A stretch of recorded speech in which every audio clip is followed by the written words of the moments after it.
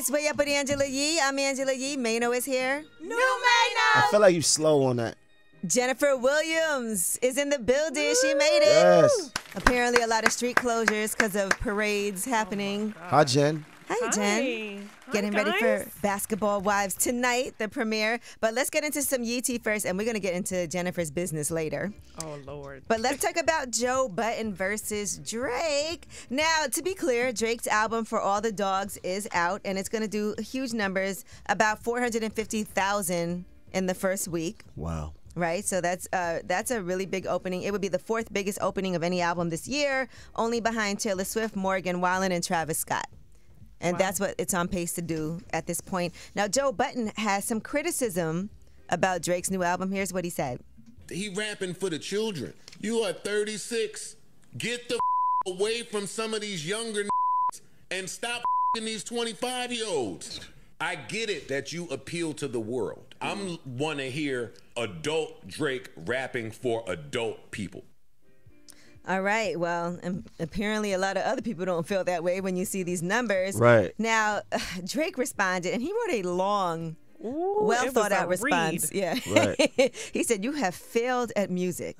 You left it behind to do what you are doing in this clip because this is what actually pays your bills. For any artist watching this, just remember you are watching a failure give their opinion on his idea of a recipe for success. A quitter give their opinion on how to achieve longevity. You switched careers because the things that pop into your brain had you broke, living check to check. And the raps you write have 450 men showing up to your shows in Dusty and Nietzsche jeans to screw up their face to Mood Music 29 and pretend you are the GOAT. Please, to any artist that's doing what they feel is right, don't let these opinions affect your mindset." And then he goes on to say, "This is a man projecting his own self-hate and the fact I did and continue to do everything he wanted to do for himself. If you need to put it in simpler terms, I own a 767. He owns a modest house in the 973 and flies first class on special occasions." Jesus Christ. The 973. All right, girl. Represent, Jennifer. I'm like, hold on now. All right. It's some beautiful homes there. Now, Absolutely. Joe Budden responded to Drake. He said, "You'll grow up sooner or later. Father Time is undefeated." And then Drake said, "I thank God for this life and not having to come to rush conclusions on Best Buy podcast mics." Why did Best Buy have to get astray? There's a lot of shots fired. Okay. Wow. So, in the meantime, in between time, what did you think about that, though? Man. That whole exchange. You know what? I understand it from both angles.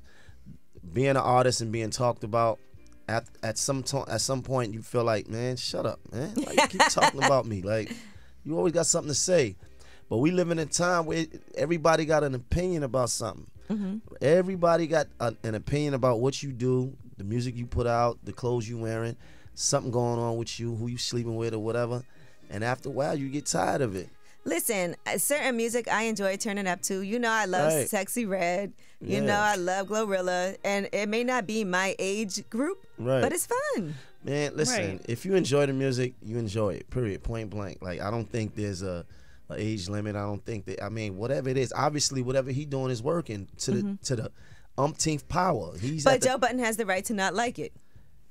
Right. He has that right to not like it. And does he have the right to speak on it? He does, right?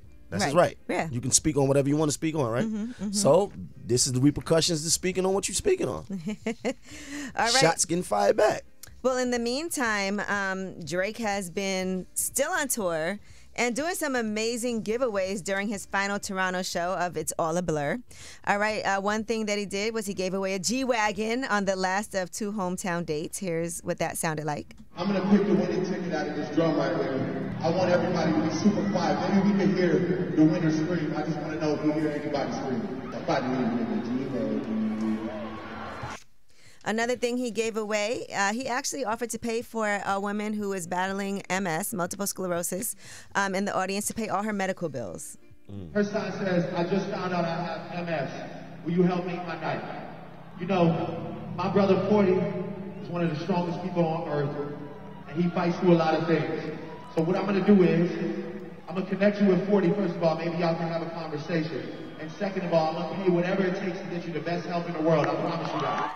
All right, and lastly, he also paid 7 people's college tuitions. All right. And so that was Drake holding it down. So no matter what people say, keep on doing positive things. I love that. I love that he paid the medical bills. I've seen him giving out Birkin bags, but you know, medical, you just Medical never bills know. are no joke. Exactly. The best No care joke. possible. So No, shout out to him for that. That's awesome. All right, well, that is your Yee Tea, and when we come back, we have About Last Night, where we discuss what we did last night. Jennifer Williams is in town. Hey. All right, it's Way Up with Angela Yee.